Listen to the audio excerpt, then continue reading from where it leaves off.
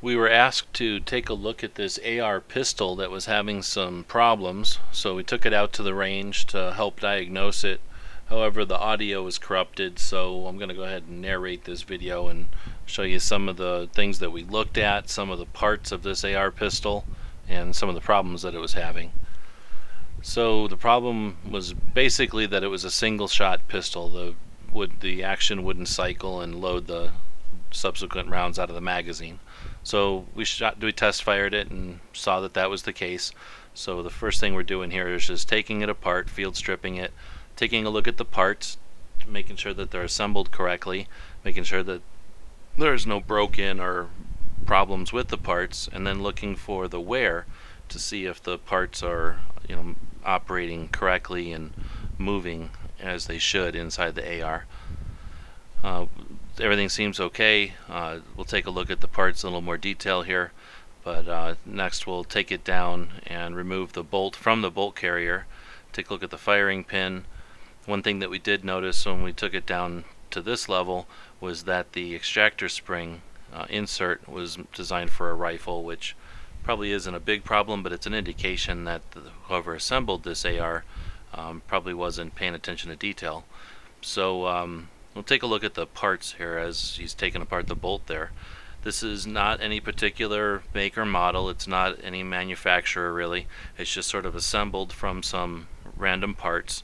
Starting out with the lower receiver on this one, it's a DPMS cast lower, which is, they haven't made those since 2004, so that's not a poor quality part, but it's definitely not one that you see every day. The heart of the AR is always the barrel, and in this case it's just a no-name barrel, no indication of who built it, and that's probably the biggest problem with it after our testing with it.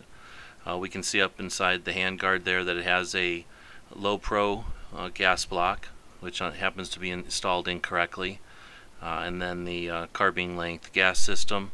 This one uses a Yankee Hill machine Todd Jarrett competition series forearm with a Troy medieval flash suppressor on front. It's got Ergo pistol grip, and I'm not sure the manufacturer of the receiver extension or the buffer tube there, or the receiver end plate with the kind of winged adapters for a sling, or for, I think those are QD sling swivel like circles there. This one also has Vortex optics, which is sort of a mix between a aim point and an EOTech. It has EOTech like controls but a aim point type of tube. So it's kind of a mix. Oh, it's also got a BWA Upper Receiver. So none of the parts are necessarily high end. Of course, they're not low quality either. Yankee Hill Machine and Troy are top manufacturers or real high quality manufacturers. Again, because of the age of the receiver and the unknown barrel, this one probably didn't have a good chance of working well, but we wanted to test some variables. So as we were taking a look at it, shot it a few times to diagnose what kind of problem it was having, it seems to be some sort of problem with the chamber. There are issues with some of the other things like the gas system, or like we saw inside the bolt, potentially the buffer tube or the spring even. Whenever you have a pistol, sometimes the buffer needs to be tuned a little bit to deal with the dwell time. But in this case, we're thinking that because it's a no-name barrel, it's probably an issue with the chamber.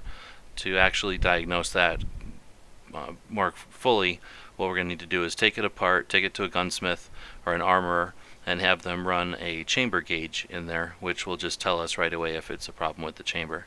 And the problem there would be if it's not sized correctly, then the casings are probably going to stick or kind of jam up in there. And you'll notice that as we're test firing it here, we have multiple malfunctions. We actually create a type of a bolt override with it on one of the next shots he takes. So definitely kind of scratched our heads with this one. It wasn't anything that we were able to fix at the range. When I talked about the dwell time, I think that's what I'm going to try to show here a little bit. gas is going to go down the barrel. Some of it's going to be diverted off through the gas block, pushed back through the gas tube, and then that puff of gas blows back the bolt carrier. Bolt carrier touches against that buffer and compresses the spring. The force of the compressed spring is going to push the bolt carrier forward, and this all happens, of course, through the power of that burst of compressed gas that's being released after the bullet leaves the barrel there, as the bullet leaves the barrel. So this all has to happen in a certain timing. So we've got the live round in the magazine that's ready to be pulled off and pushed into the chamber, and then of course the spent case needs to come out of the chamber and eject so that the new round can come in as the bolt carrier is pushed forward by the spring back there. And what I'm trying to explain here is that there's a lot going on, and if it's not timed correctly, what will happen is the spent case won't leave, or the round won't be scooped up correctly.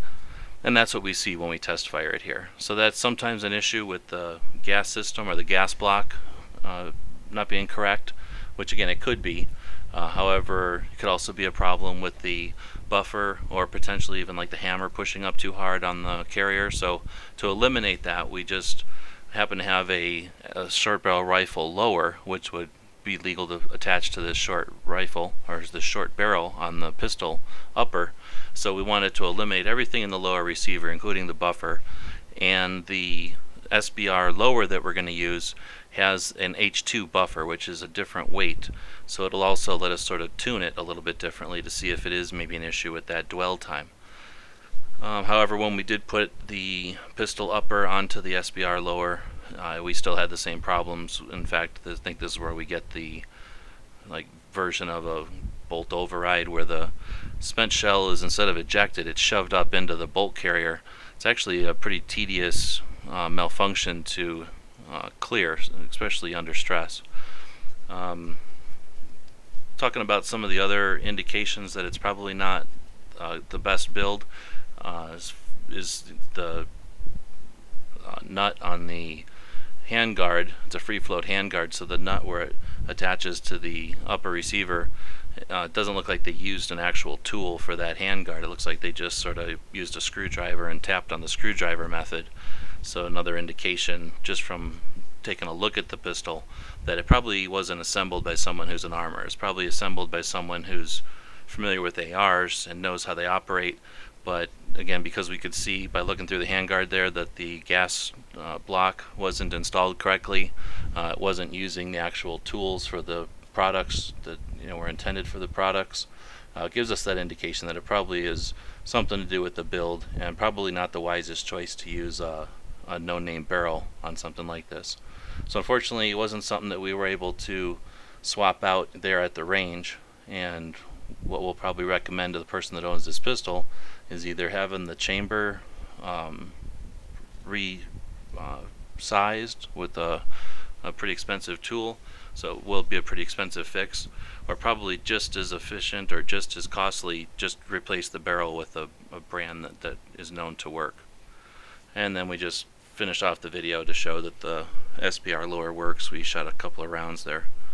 So hopefully this was interesting to someone who might be contemplating assembling their own AR pistol. They don't necessarily just go together without any problems, but they don't always have problems either, so your mileage may vary. Thanks for watching.